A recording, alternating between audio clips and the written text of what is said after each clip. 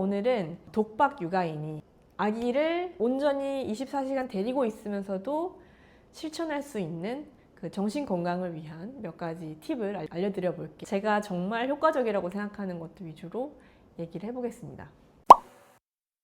육아라는 것에 이렇게 깊이 관심이 없었고, 그리고 엄마의 삶이 무엇인지도 잘 모르는 상태에서 엄마가 되었거든요. 그러다 보니까 참 힘든 게 많았죠.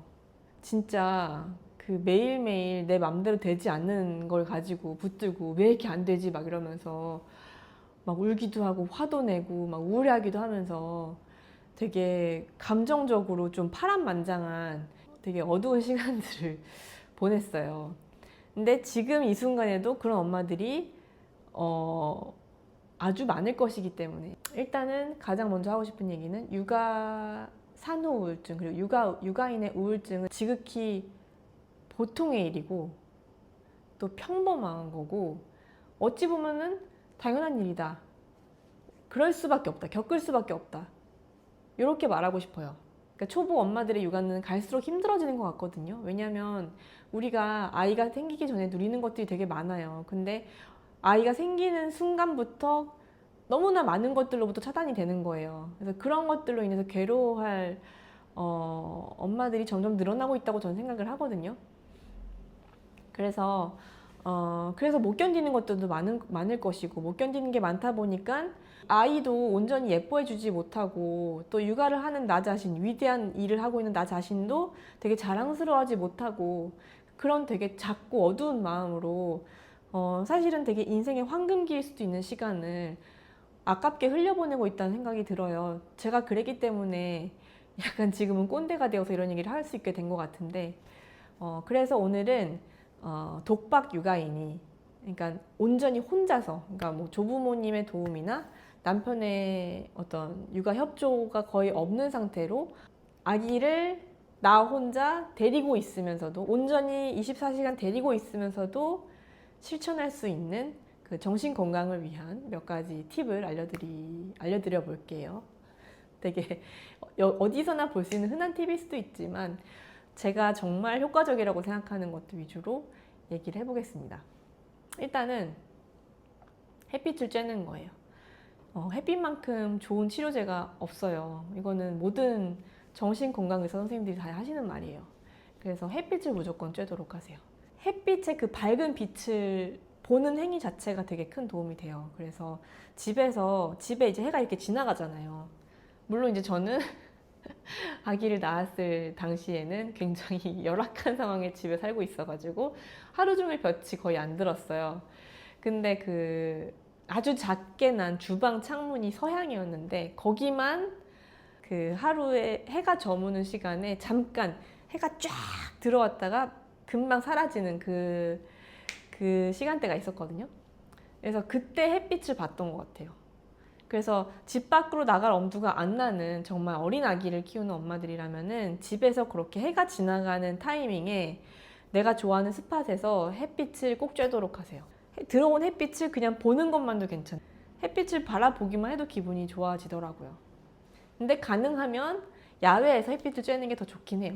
그래서 아기 산책시킨다 생각하고, 아기도 바깥 공기를 접하는 게 되게 중요하거든요. 아기 건강에도. 여름에는 더운 대로, 겨울에는 또 추운 대로, 또 봄, 가을에는 선선한 날씨 그대로 아기들도 이 공기를, 바깥 공기를 누리고 경험하는 게 되게 건강에도 꼭 필수적인 행동이에요. 그래서 아기 산책시킨다 생각하고 나도 겸사겸사 햇빛 받으러 나가는 거죠. 그래서 햇빛이 좋은 시간대를 고르셔서 아기가 컨디션 좋을 때 혹은 뭐 졸릴 때 데리고 나가서 재우는 거예요. 그냥 햇빛 있는 데서. 그래서 아기 조금 쪽잠 자는 동안에 나도 그냥 벤치에 앉아서 이렇게 쉰다든지 그런 시간을 꼭 가지시면 좋겠어요. 물론 한여름에 우리나라는 너무 습하고 덥기 때문에 힘들 수도 있는데 그래도 잠깐씩은 나가보기를 권합니다. 그리고 또 너무 추운 한겨울, 그리고 해도 잘 나지 않잖아요, 겨울에는. 그래도 잠깐씩은 나가서 그 흐릿한 겨울의 햇빛이라도 받는 게 무조건 도움된다. 네, 이렇게 알려드리고 싶습니다. 그리고 또 하나 되게 확실한 해법이 하나 있었는데 저한테는 그건 뭐냐면은 음악을 듣는 거예요. 근데 그 음악이 우리는 사실 아이를 키우면서는 동요를 들어야 된다, 혹은 뭐 영어 노래 이런 거 들어야 된다고 생각하잖아요. 근데 꼭 그러지 않아도 돼요. 그냥 내가 듣고 싶은 노래를 틀어놔도 됩니다. 그래서 아이가 깨어있고 잘 노는 시간대에 그냥 집안 가득히 내가 좋아하는 노래를 틀어서 들어요. 가능하면 내가 따라 부를 수 있는 옛날에 좋아했던 가사를 안 보고도 내가 외우고 있는 노래 있잖아요. 옛날에 많이 부르던 노래, 그런 거를 찾아가지고 틀어놓으세요. 그리고 육성으로 따라 부르세요. 크게 신나게 따라 부르고 나면은 되게 그 스트레스가 해소가 돼요. 그래서 그런 노래를 몇 곡 이게 플레이리스트에 걸어 놓으시고 쭉 들으면서 따라 부르시고 기분을 푸시기를 바랍니다. 근데 아이에게 굳이 이 시끄러운 노래 들려주고 싶지 않다, 혹은 뭐 층간소음 이런 게 우려된다 하시는 분은 그 무선 이어폰 꽂으시고 크게 틀어서 들으세요. 그리고 노래 부르는 건 괜찮아요. 그게 밖으로, 창밖으로 내 목소리가 나갈 수는 있겠지만 그거 가지고 욕할 사람 별로 없을 거예요. 그게 막 대낮 시간일 텐데 아주 새벽이나 심야 시간도 아니면은 노래 좀 흘러나간들 어떻습니까? 그럴 수도 있는 거죠. 그래서 노래 많이 따라 부르시고 막 소리쳐서 부르시고, 아기가 좀 어리둥절해 하면은 그냥 같이 들으면서 같이 춤춰주세요. 그래서 그렇게 음악이 굉장히 치유 효과가 크다. 그리고 또 하나는 진짜 내가 너무 내 생각이 위험하다 라는 위기의식이 들 수 있을 거예요. 예를 들어 뭐 창문을 보다가 저기서 뛰어내리고 싶다는 생각을 한다든지, 내 아이랑 같이 죽어버릴까? 막 이런 조금 위험한 생각을 나도 모르게 자꾸 하게 된다. 혹은 한없이 눈물이 나고 계속 슬프고 너무 우울하고 그 기분을 극복할 수가 없다. 뭐 이런 상태라면 정신과를 꼭 찾아가시길 권합니다. 근데 정신과에서 아기 오지 말라고 안 하거든요. 그래서 아기 키우는 분은 아기 데리고 가면 돼요. 소아과에 가듯이 아기띠 둘러매거나 유모차 끌고 가시면 돼요. 진료실도 같이 들어가시면 됩니다.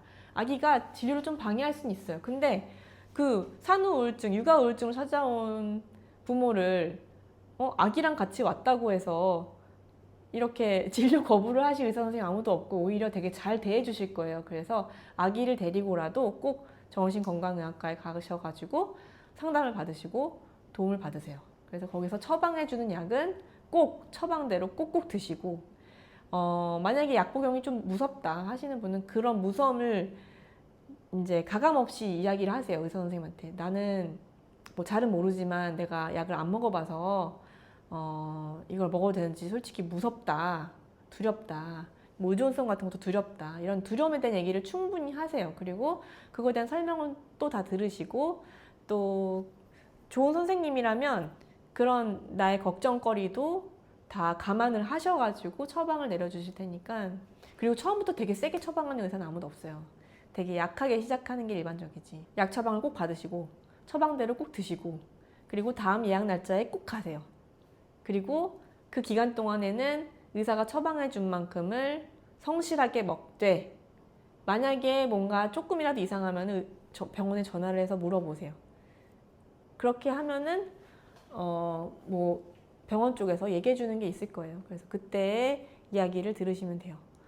우울하거나 뭔가 폭력적인 생각이 드는 것이 내가 나빠서라기보다는 이게 몸이 삑사리가 난 거예요. 내가 너무 극도의 스트레스를 받거나 극도의 불안감에 시달리거나 아니면 너무 잠을 못 자서 피곤하거나 영양 상태가 불균형되거나 이런 경우에 내 몸에 어딘가가 삑사리가 난 거예요. 근데 그게 머리에 삑사리가 날 수도 있는 거죠. 그래서 뭔가 내 안에 당연히 분비되어야 할 어떤 물질이 없어졌어. 그러면은 그거를 약으로 보충을 해주는 거거든요. 그래서 그런 도움을 받는 게 정신과 환자가 애를 키우고 있네, 막 이런 죄책감 절대 가지지 마시고요. 그냥 내 몸에 어딘가가 삑사리가 났다. 그래서 그거를 잠깐 임시 방편으로 메꿔보자. 그래야 애도 키울 거 아니냐. 이렇게 그냥 가볍게 생각하시고 의사 말을 좀 잘 들어보세요. 그리고 효과가 없는 것 같더라도 일단은 처방대로 지속을 하시고요. 그렇게 의료적인 수단의 그 도움을 받으시는 게 좋다. 가능하면 빠를수록 좋아요. 이거는 내 몸에 이 물질이 고갈이 되어버리기 전에 조금 바닥을 치려고 할 때 채워주는 게 좋거든요. 저는 완전 바닥을 다 치고 나서 병원에 갔더니 이제 너무 바닥을 친 지가 오래된 것 같다. 이런 식의 얘기를 하면서 뭔가 약을 처방해 주면서 그거에 흡수를 도와주는 보조제도 처방을 해주고 막 이래가지고 2가지 정도의 약을 복용을 했고요. 한 1년 정도를 했습니다. 그게 얼마 안 됐어요. 2024년도의 일이에요. 그러니까 얼마 전까지 먹었다는 얘기죠. 이런 거에 대해서 너무 막 대단한 일로 생각할 필요가 없다. 그냥 독감 걸리면 병원에 가서 주사 맞잖아요. 그런 거나 마찬가지예요. 내가 지금 응급한 상황인 거예요. 정신적으로. 근데 그 정신적으로 응급한 거라서 겉으로 드러나지 않기 때문에 그거의 응급함을 스스로도 잘 모를 수가 있어요. 근데 생각보다 난 위험한 상황일 수 있거든요.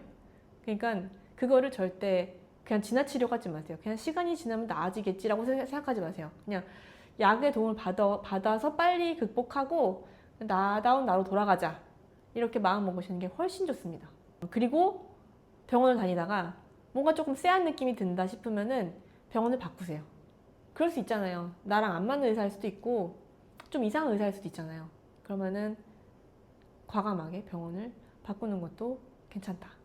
네. 저는 그래서 이 3가지. 또 하나. 틈틈이 주무세요. 그러니까 아기가 내 잠을 허락하는 때마다 주무세요. 사실은 엄마들은 자기가 피곤하다는 거 잘 몰라요. 왜냐면은 24시간 동안 약간 대기 상태거든요.